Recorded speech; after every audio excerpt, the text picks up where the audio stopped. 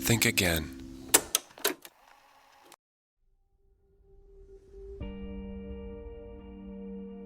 For the last half-century, the pictures coming out of Iraq have been grim.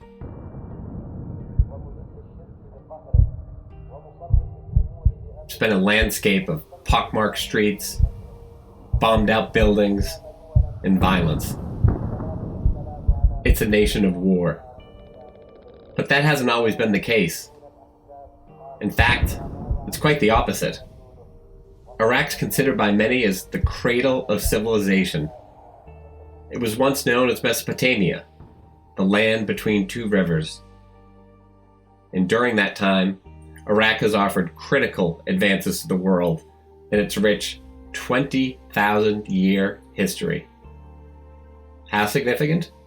Well, let's start with some of their brilliant inventions. They created the first irrigation system. The Sumerians who lived in southern Iraq learned to channel the flooding of the Tigris and Euphrates to water and fertilize their fields.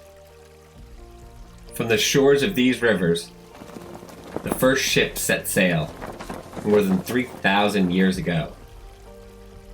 They invented the plow. They perfected the chariot and two-wheeled cart.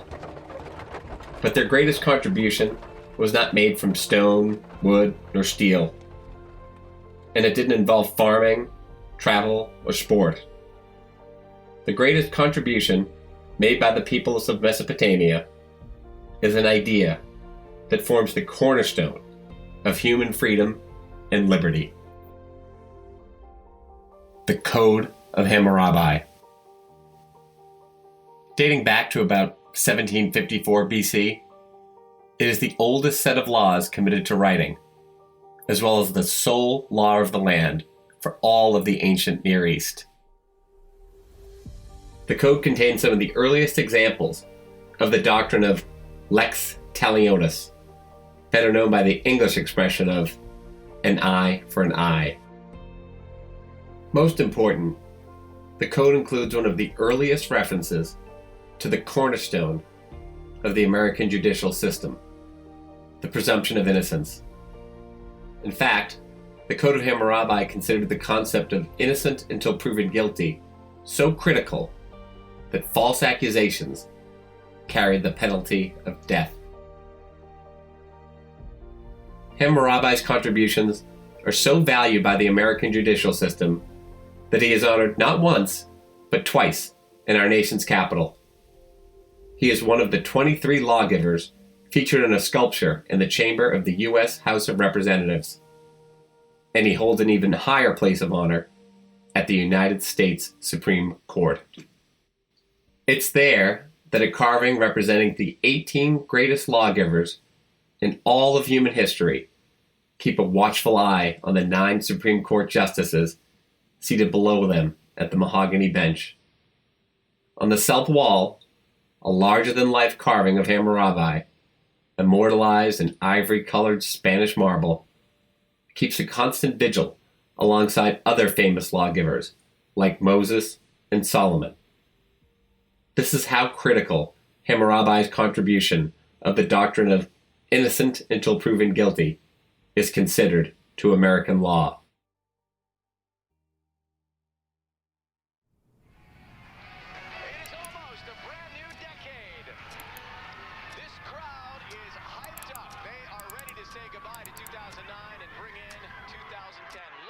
Less than 1 mile away from Hammurabi's likeness in the Supreme Court building, Judge Ricardo Urbina sits in his chambers at the U.S. District Court for the District of Columbia. It's New Year's Eve, 2009.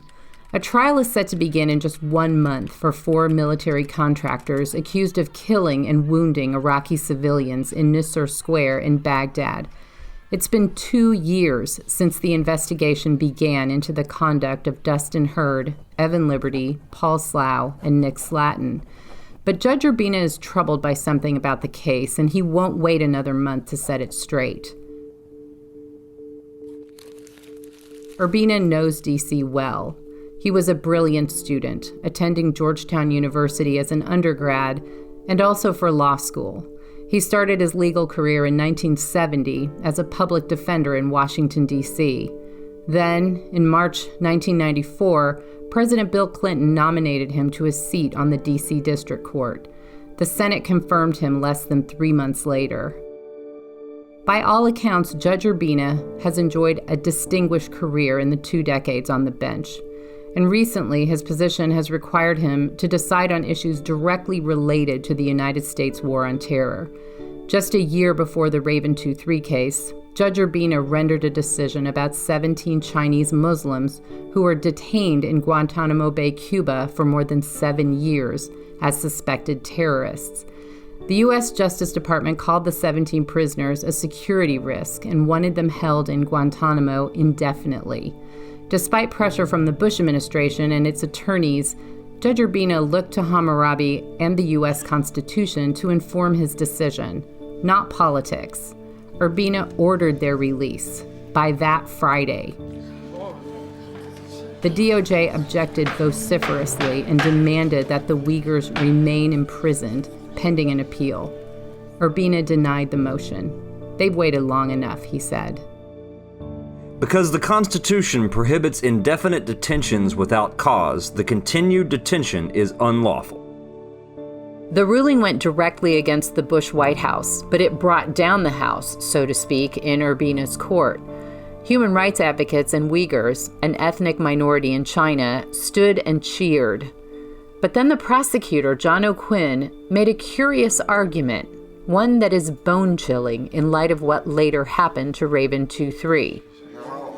The court should be circumspect because of the potential for interference with foreign relations.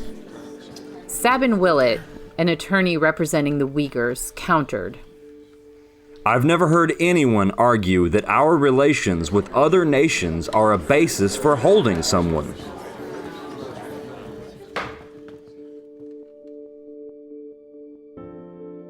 Just 1 year later, the judge is about to render his opinion on another case involving the war on terror. And yet again, he was not going to allow the media, political popularity, or international relations inform his decision. The Constitution was his North Star, and Hammurabi's Code was his guiding light. This is Raven 2-3 Presumption of Guilt. I'm Gina Keating, and I'm here with Michael Flaherty, who wrote that inspired prose we just heard. It's been a little over 2 years since September 16, 2007. Let's catch up with Dustin Heard, Evan Liberty, Paul Slough, and Nick Slatten, and what they've been doing since they gave their initial statements about the shootings in Nisour Square. The first thing all of them did when the news accounts started to appear was call their families. Here's Dustin Heard's dad, Stacy, talking about the first time he heard the name Nisour Square. He said, you may see some press stuff on this, but anyhow, I'll let you know. I'm good. And so, I thought, well, okay, it's all right. We can manage through this. And so I didn't really think much about it. Then all of a sudden, I start seeing this, a few weeks later or something like that. Not even been a week later, anyhow, that there's supposedly this massacre. And I was like, what? That's not even close. Can't be. That was my thought. The news reports made it sound pretty alarming, but Paul Slough let his wife Kristen know that the incident was no different than the escalating attacks they had been experiencing for months. Yeah, one of the more extraordinary things about this whole situation is that when my husband and I talked later after it happened, he told me, Kristen, the actual event itself was kind of like a normal day at the office, and it's the response to that is what happened, because it was a textbook attack, primary attack on a diplomat or somebody overseas, and then a secondary attack with a potential car bomb and small arms fire on the first responders. But the media coverage was pervasive and negative enough that friends started questioning the Raven 2-3 families. Paul Slough's mom, Vivian West, remembers the first time she sat down with Paul after hearing about the shooting. I remember sitting down with PJ and talking to him about it. And I told him, I have no earthly idea what a war zone is. or what you went through. But I remember saying, son, I need to know. And he looked at me and said, Mom, as I stand before my Maker, I can honestly say it will be with a clear conscience, because I did nothing wrong. I did what I had to do to save myself and my crew. And I would not hesitate to do it again, because I did what I was trained to do. And that's all I ever needed to hear. Some friends even tried to protect the families from the spiral of negative media coverage. Here's Deb Liberty, Evan's mom, talking about how the news was received in their hometown of Rochester, New Hampshire. I was at work. I worked in a restaurant. Luckily, I must have been busy that day. I wasn't really paying attention because, of course, restaurants have TVs, and my coworkers saw something about it on TV, and I didn't even notice that they had shut off all the TVs, so I wouldn't see it. I didn't know anything about it until later that afternoon when Brian called me and said that there was an incident, but Evan was okay. You know, he didn't know much about it, so I didn't realize how severe that was at that time. They didn't know it yet, but those news outlets, with their lazy reporting, were helping the DOJ solidify a fable that turned out to be easy to spread. It played into all the stereotypes and prejudices that had grown up around the Iraq War, especially in an election year. The Iraq War was an expensive mistake. Military contractors were out of control, gun-toting racists.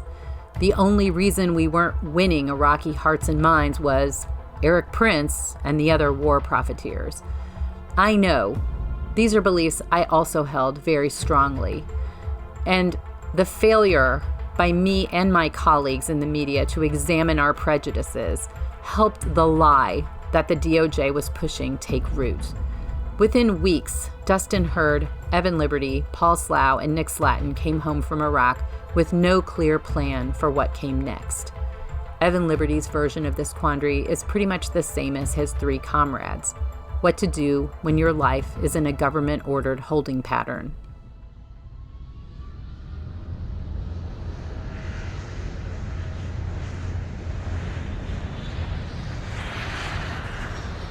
In November of 2007, I came back to the United States and visited my family in New Hampshire. Really, I assumed that the investigation would take place and I would be able to go back to work. So when I met with my lawyer, William Caulfield, I talked to him and he said that it was likely to be a major investigation and drag on for a long time. So I was kind of disappointed that I wasn't going to be able to go back to work. I had assumed that I would be cleared and go back to work within a matter of months.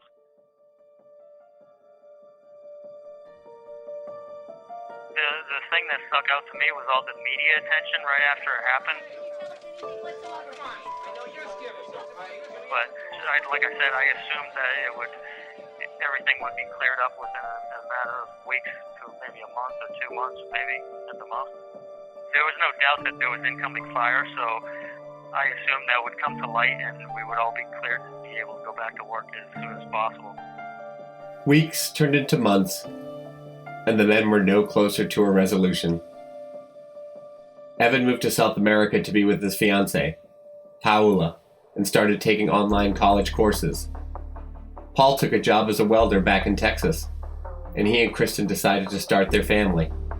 They had a daughter, Lily, as an act of hope and faith. So after Judge Urbina threw out the case, I'm trying to remember chronologically. I remember we were out at Kristen's parents, and all of us, of course, were just thrilled, but in a sense it was kind of bittersweet because we never really got to tell our side of the story, and frankly, we haven't got to do that to this point. Our attorneys advised every one of us not to testify at our first trial, and we just implicitly trusted that and thought that was the best route to go, despite not even putting up a defense. Nevertheless, after Judge Urbina had thrown out the case, we felt just an incredible amount of just relief knowing that we were out from the burden of a Leviathan. And even with the threat of them bringing it back, there was still just a feeling of freedom. And with that, we wanted to continue living our lives. And I went to work for a feedlot for a good friend of mine out of Seymour. His name is Rick Wells, great guy. Started taking care of cows and was horseback all day, so that was perfect for me.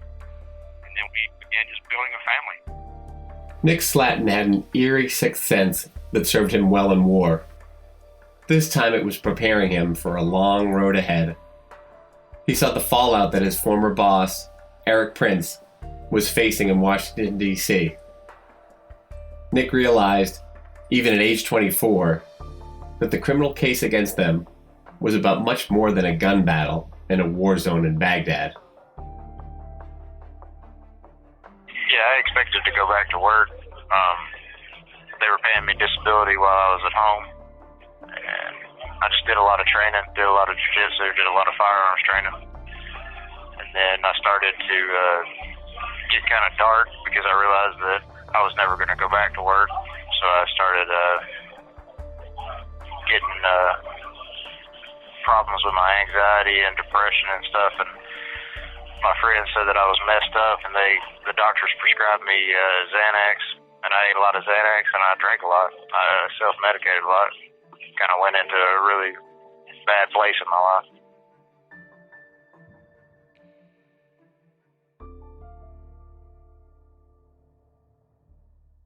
Dustin Heard stayed on with Blackwater in Baghdad until Thanksgiving of 2007. He had broken his back and was suffering from chronic pain from his injuries in the Marines and Blackwater. But you'd never hear Dustin complain about it.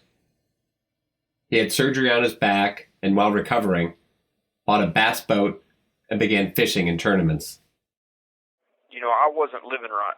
I was living like every day could be my last, and psychologically that's a hard thing to live with.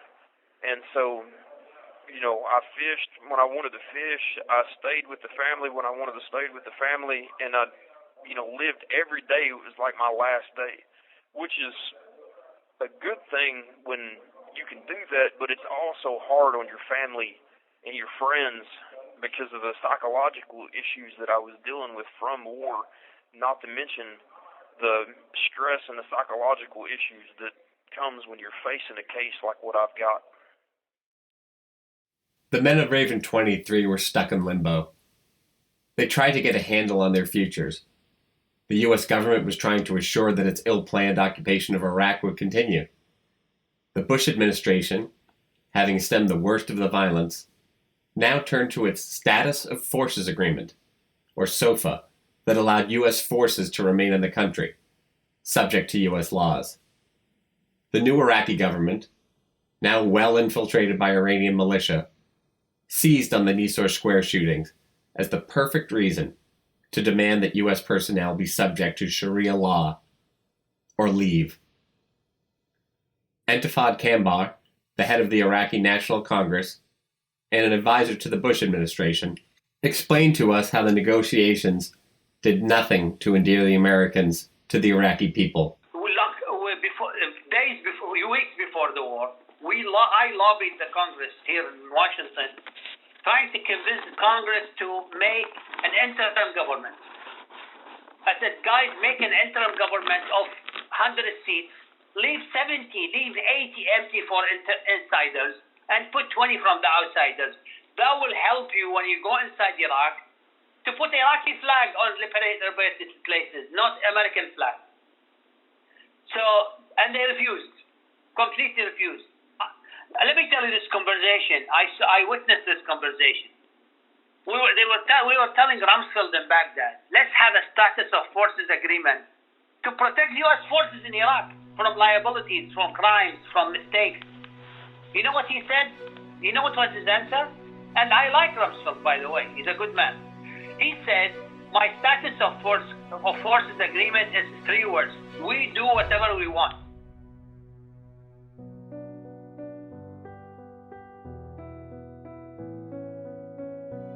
Raven 23 is a production of Think Again Studios. It's written by Gina Keating and Mike Flaherty. Our producers are Ashton Smith, Gina Keating, and Mike Flaherty. Executive producers are Chai Ling, Lindsay Fellows, and Valerie McGowan. Mitchell Weinbaum edited this episode, and he also serves as our associate producer, along with Kyle Hartford and Tina Graff. Lindsay Fellows and Aaron Fullen supervise the music. Our theme song is performed by Chloe Caroline. Thanks to Ann and Neil Corkery for their kindness and generosity. Finally, we owe a debt to our men and women in uniform. Thank you for defending our freedoms so that strangers may one day enjoy them as well. For more information about this podcast, go to thinkagain.me. There you can find additional research and primary resources regarding the case of Raven 2-3. You can learn about future episodes and receive updates as events continue to evolve. You can also learn more about our future projects, as well as award-winning films, music, and books created by our team. Thanks to everyone who donated so much of your time and talent to this passion project.